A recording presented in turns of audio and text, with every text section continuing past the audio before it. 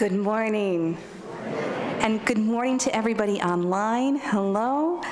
Please rise either in body and or in spirit for our opening hymn 1010, We Give Thanks.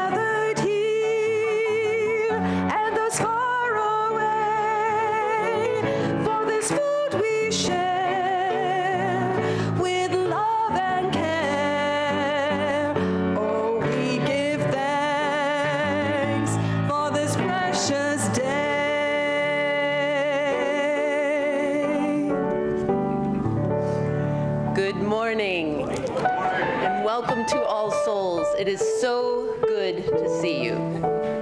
Our service takes place on land that was taken from the Nahantic and Mohegan people, a fact that we continue to reckon with. When he speaks of the Native American experience, Gerald Visner, he's a member of a Minnesota Chippewa tribe, he shifts from the word survival to survivance. By that, he means an active sense of presence and the continuance of Native stories in our lives.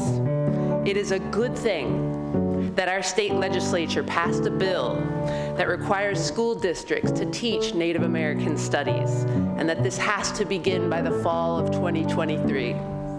This Native American Heritage Month, this Thanksgiving week, may we be promoters of this learning, and may we celebrate this learning.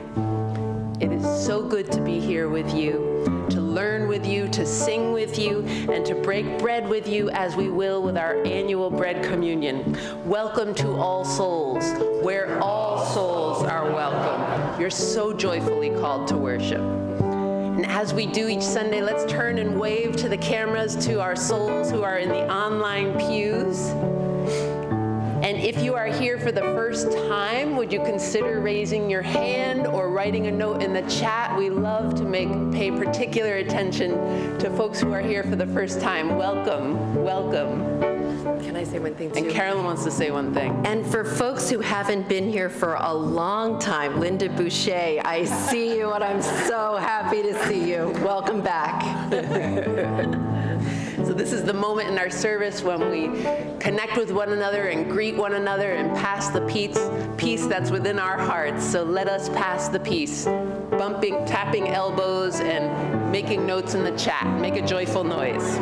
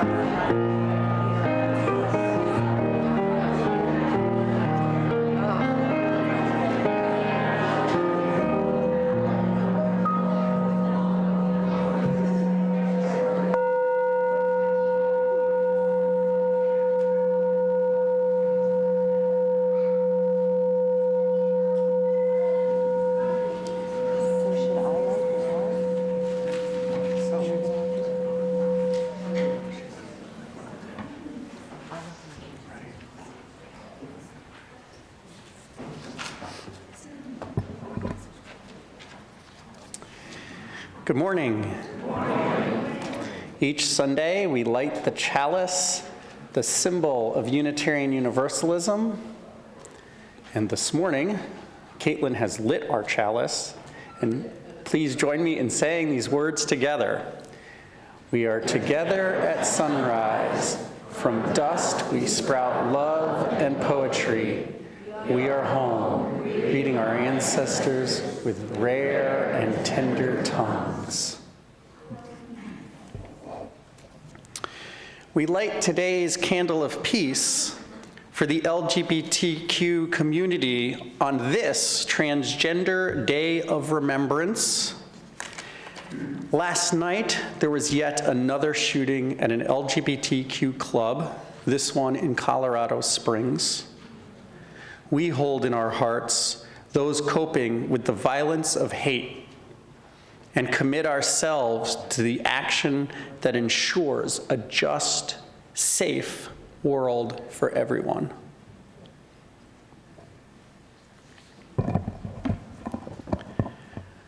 Our service today is focused on the theme of home during this housing crisis. We're all feeling that emotional pull of home even more. And today's story introduces us to that feeling of home. So I'd like to call up Madeline and Catherine.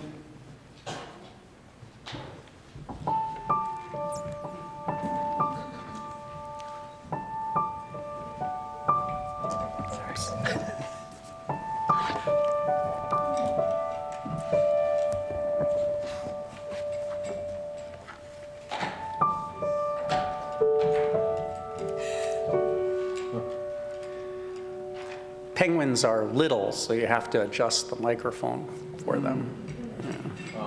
The other way, right? It's better. Yeah, right there. I'm almost there.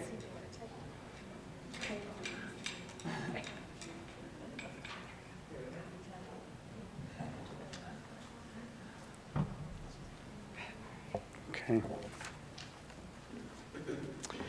Pip was hatched in a nest made of pebbles on the cold Antarctic shore. She was as fluffy as new fallen snow, and small, even for a baby penguin. Every day, Pip played, whoosh, whoosh, whee. Mama and Papa always said, Don't wander far, little Pip. and she didn't. Every night, Pip's parents sang, Our home is where the land is free, from hill or mountain, twig or tree, in our cuddly nest, by the stormy sea, where Mama and Papa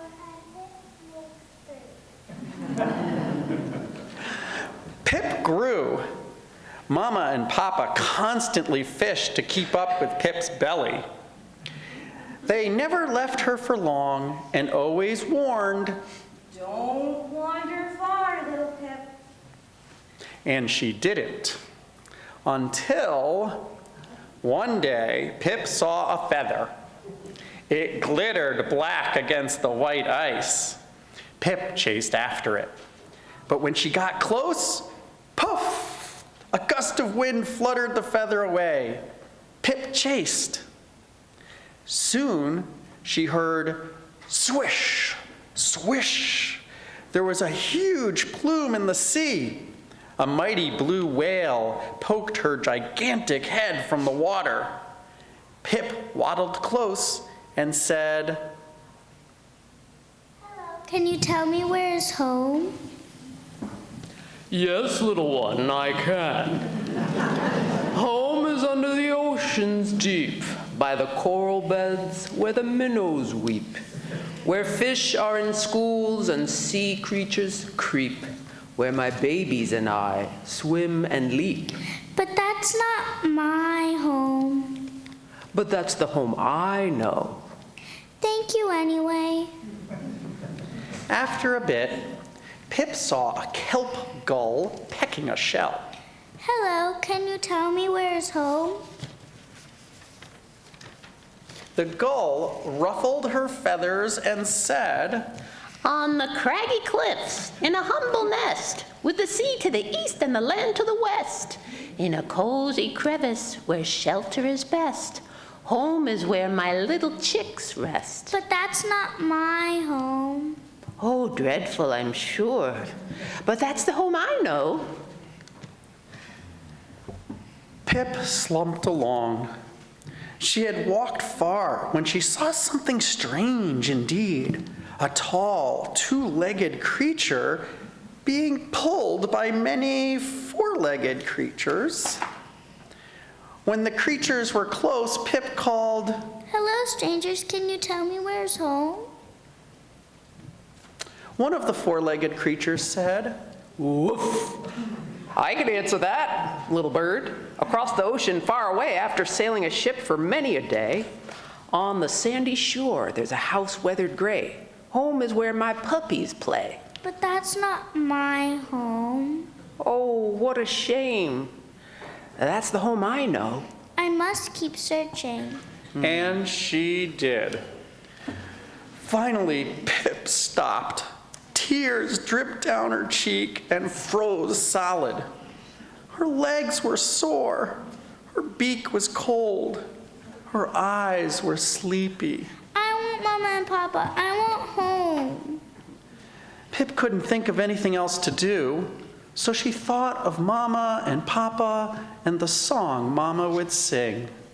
Our home is where the land is free from hill or mountain, twig or tree, in our pebbly nest by the stormy sea, where Mama and Papa. And Pip makes 3. Suddenly, Pip heard something. Pip, is that you? Suddenly, Pip saw something. Mama, Papa, here I am. They rushed to meet her. They danced and waddled together. And Mama said, We've looked for you all day, and finally we heard you singing. After such a long, scary day, you must be exhausted. Let's sleep. But aren't we going home? Where is home? Is it far or near? Is it a pebbly nest, what we all hold dear? No. Home is where there's nothing to fear.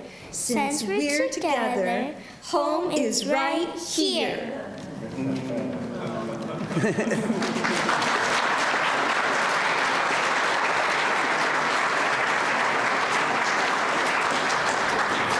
Okay, and Madeline, you can waddle back to your seat. Thank you, Madeline.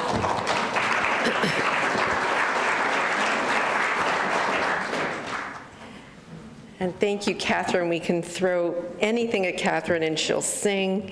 And there are many things I'm going to miss about Caitlin not being here, but most of all, asking her to do all those voices. She's so funny up with them. She's so good. You're so good. I know.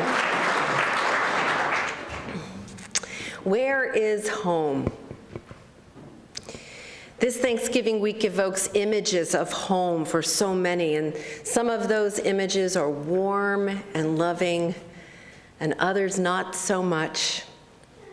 Those imaginings have more to do with our family relationships than they have to do with the physical shelter that is home.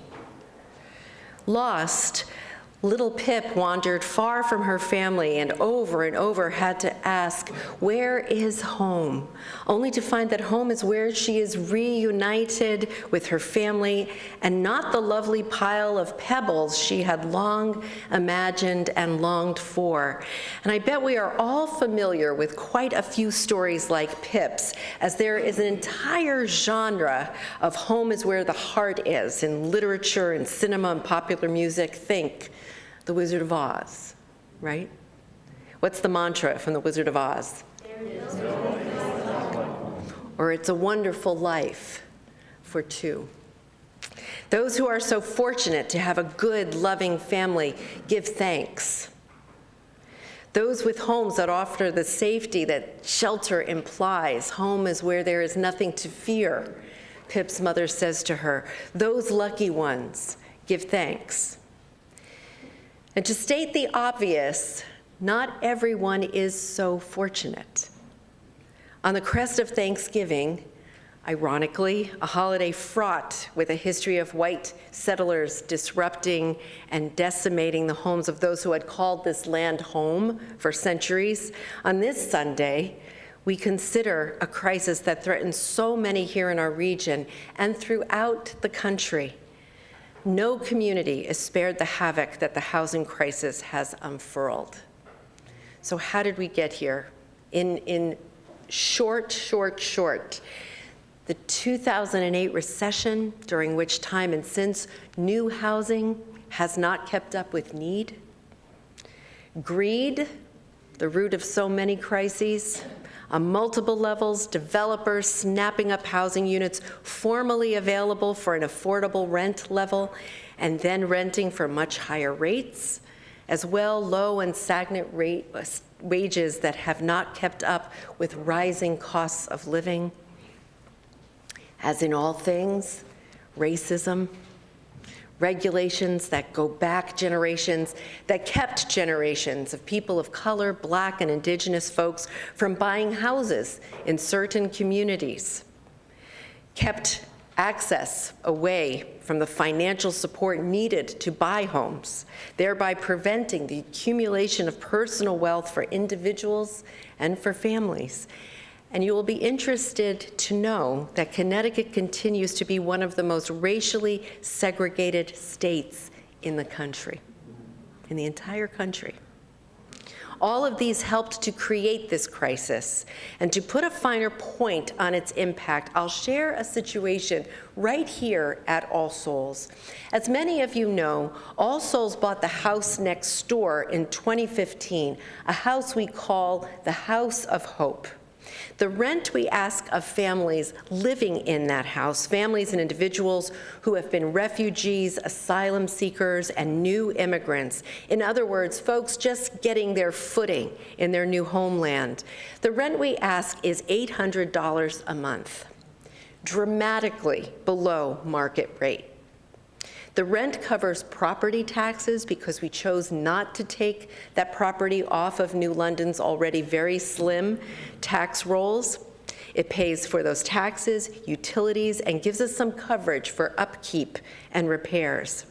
As the house was bought as an investment in our community and the people striving to make the community their own, All Souls has greatly profited from this investment. To give you all insight into the less obvious impact of this crisis, I'll share that our current neighbors living in the house have been looking for other housing options since January. We had hoped, along with our partners in refugee resettlement at Start Fresh, to offer the house to another family of refugees this past July. But alas, our neighbors could find no viable or affordable housing options. So you see how this crisis impacts so many systems in our communities. Refugee resettlement is one that may not be as obvious. So I want to get down to the root of the root. There is an op-ed, I hope there is, I haven't checked the day. I was told it would run today in today's edition of The Day. with my signature, along with the signatures of my 2 colleagues with whom I share leadership of the Greater New London Clergy Association, Rabbi Mark Ekstrand and Reverend Adam Thomas. The letter quotes Mother Teresa, who famously said, "If there is no peace, it is because we have forgotten that we belong to one another." We have forgotten that we belong to one another. Remember that we belong to one another. Educate yourself. If you haven't already done so, and even if you have, reread the series written by the Housing Solutions Lab at the Day. I keep saying it deserves a Pulitzer Prize. It is the most illuminating series of articles. It really gives a bold stare into this crisis. Remember that we belong to one another. The moment that a critical mass of regular folks remember as much, for one need not be the saintly Mother Teresa, is the moment when systems will begin to change. And so the next time low-income or affordable housing is proposed in the town where you live, pay attention to the zoning process.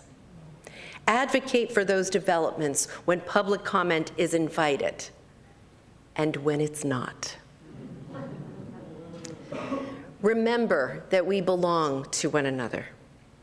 Give as generously as you can to support the Homeless Hospitality Center today for our Good Neighbor offering, whose workers advocate for safe and permanent shelter for all.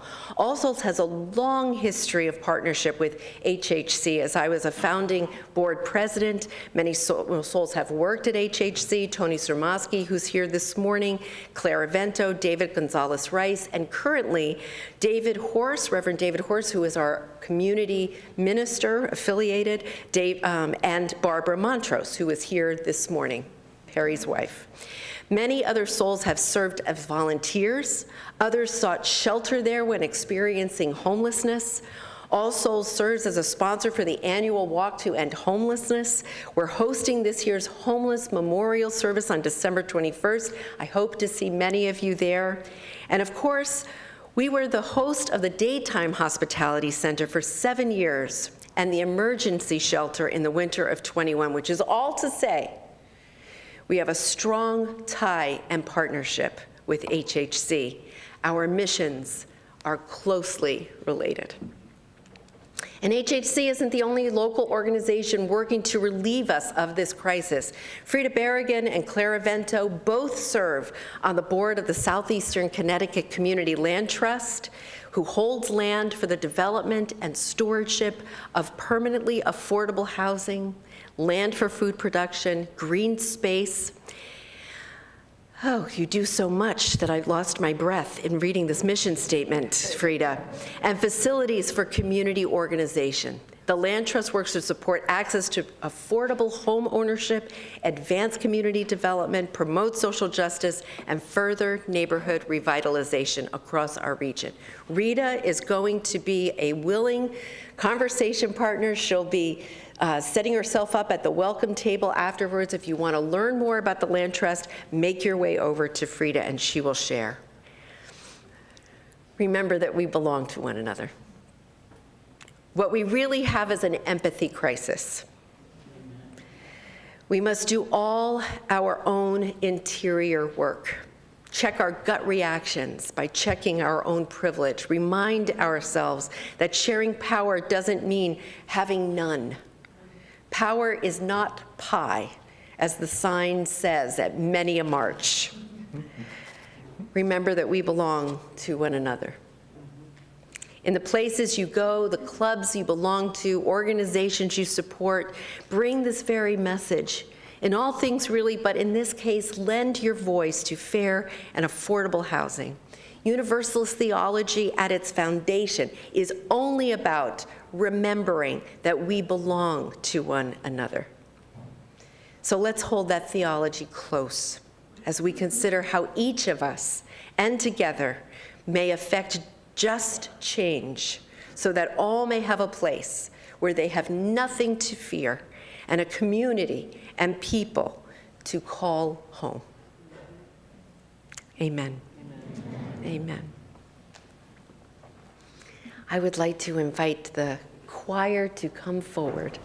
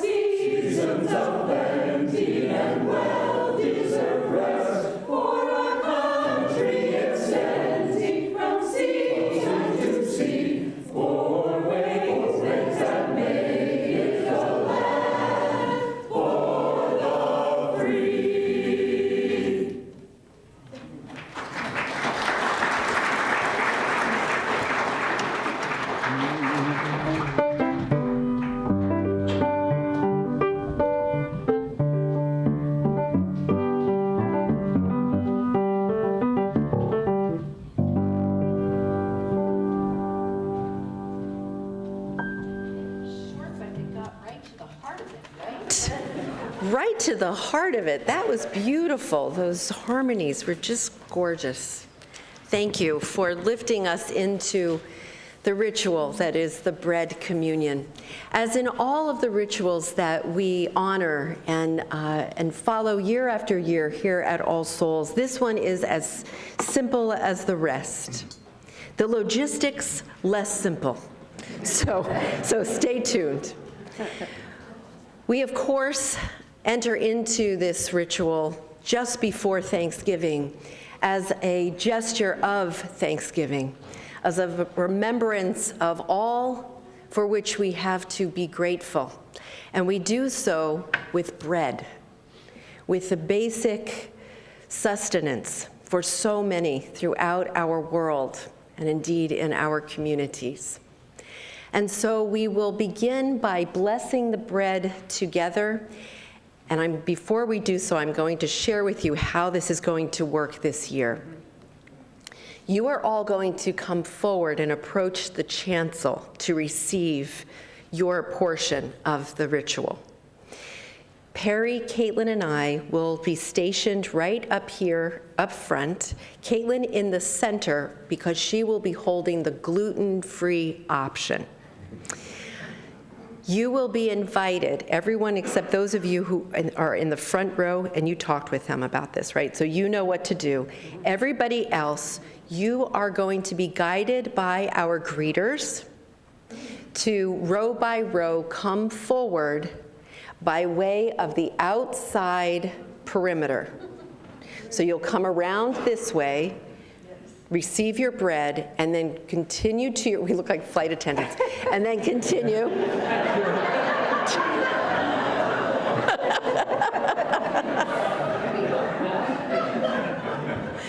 Continue down the center row. He always used 2 fingers, too. Did you ever notice that? Right. Very good. Good. And then you'll return to your seats via the center aisle. So everybody get that? You're coming around the perimeter to come, and then down the center to return. Okay. We will begin by blessing the bread together. We will do so oh wait, let me say one more detail. Hold on to your bread until you get back to your seat. We will all imbibe together, all right? So you're not eating as you go. Those of you who were Catholic previously, you're not doing what you did at Mass. You're holding on. Or if you miss breakfast, right, you just need to hold on, right. Hold on. We do this quietly. This is the flower communion and the water communion tend to be a little bit more raucous. We really enter into this ritual with more solemnity than those other services. So let's take a deep breath together.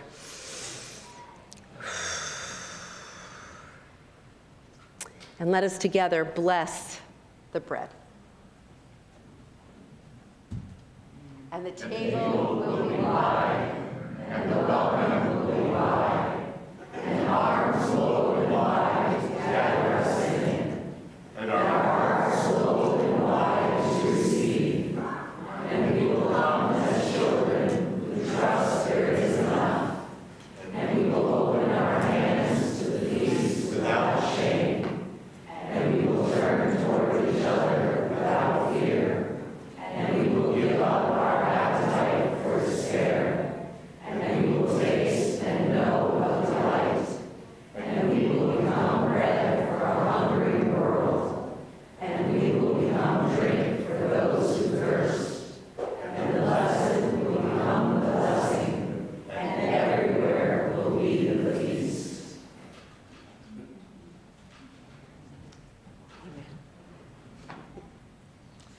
All right.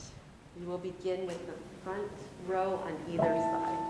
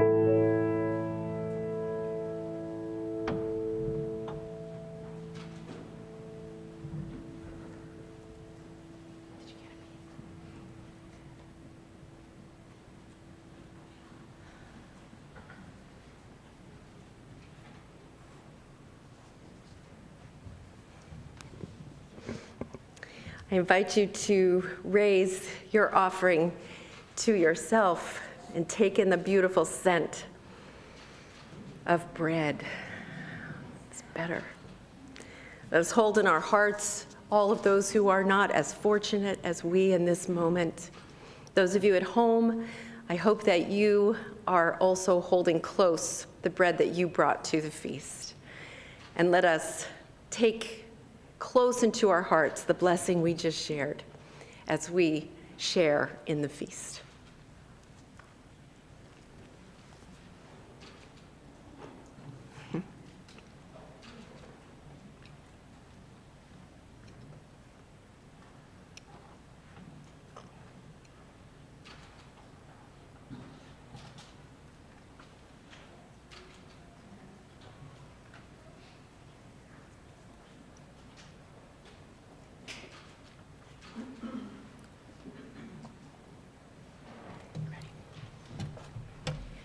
Amen. Amen. Amen. Amen. Amen. Let's sing it again. Amen. Amen.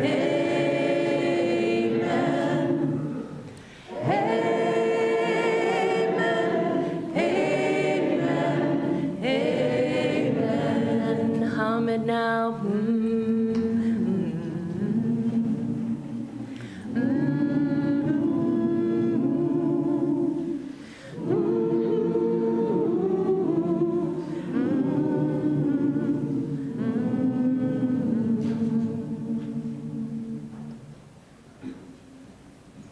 Amen.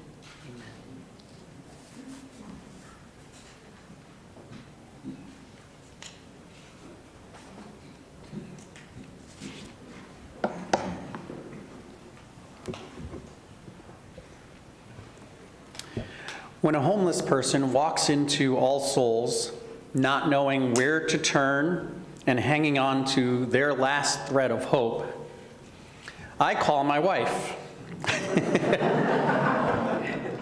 Now, I don't call Barbara just because every smart person calls their spouse when needing advice. I call her because, of course, she is the lead diversion person at the Homeless Hospitality Center.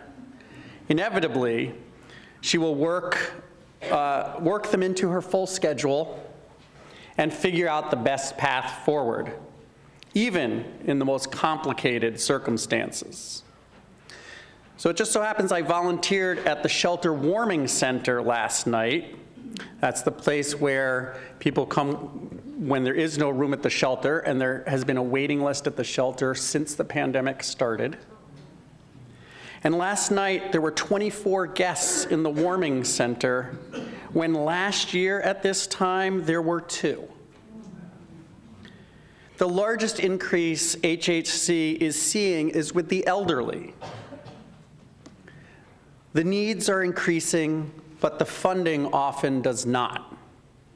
This morning, we have the opportunity to make a difference in this crisis by donating generously during our dedicated offering. We are also able to ease hunger in the area by supporting food for the people. And this month's needed items are herbs and spices. Your giving is greatly appreciated. Thank you.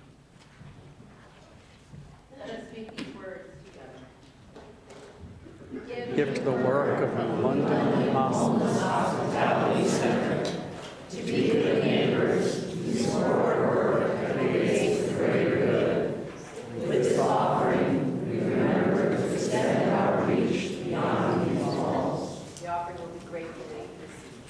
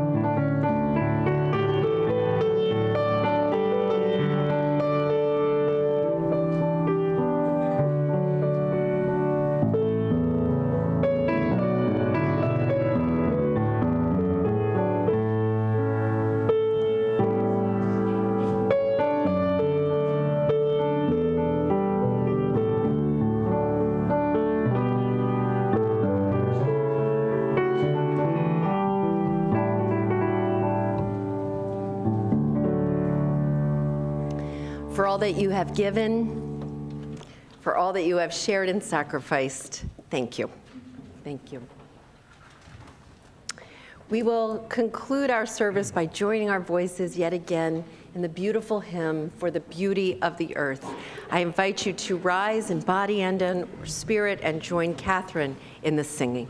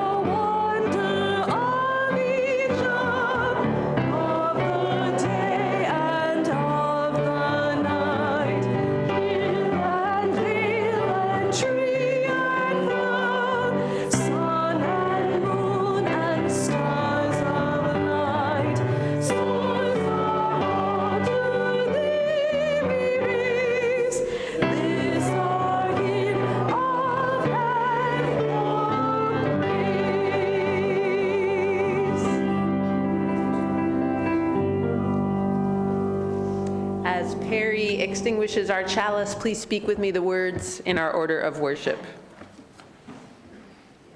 The service has ended, but our work is not yet done. Adam, next slide. Yeah, good. And our purpose resolved as we meet the challenges of the week. Our chalice flame is extinguished until once again ignited by the strength of our communion. And I invite you to reach out in a gesture of connection, whether online or here in Unity Hall. May you have what you need this week, and may you notice what you do have with a grateful heart. Happy Thanksgiving. May the table be wide. Let us say amen. Amen. Please be seated for the postlude.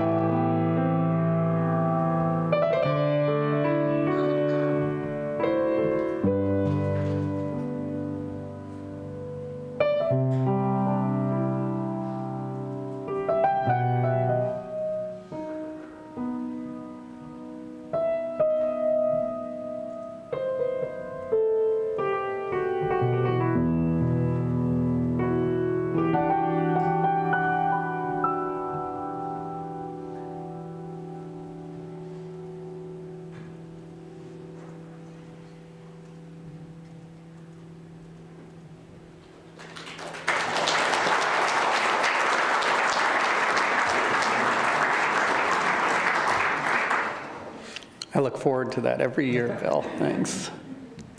I glanced over and was enamored with the conversation going on the chat about bread at home, from fresh-made French bread to Triscuits and Girl Scout cookies. So a few announcements. If you're new to All Souls and want to know more about our faith community, please stop by the welcome table and someone will be happy to greet you and answer your questions. Join us for a Zoom workshop on specifying your medical wishes in advance of a time when you may not be able to communicate your wishes. You are encouraged to attend on Tuesday, November 29th at 6:30 p.m. When you email faithformation@allsouls.net, you will be sent the Zoom link and the documents we will fill out. See me or Caitlin with any questions. There will be gingerbread/candy house making December 11th during Faith Formation. Help is needed, so please see Sandy Gieman, who is tabling today. If you've already signed up and volunteered, please stop by the same table to pick up your instructions. Carol Bunting is tabling today for holiday giving, gift giving for families in need. Please stop by and inquire about details. Frida Berrigan will be at the welcome table to speak about the Southeastern Connecticut Land Trust. Also note that the film Homes and Hands will be screened here at All Souls on December 15th at 6 p.m.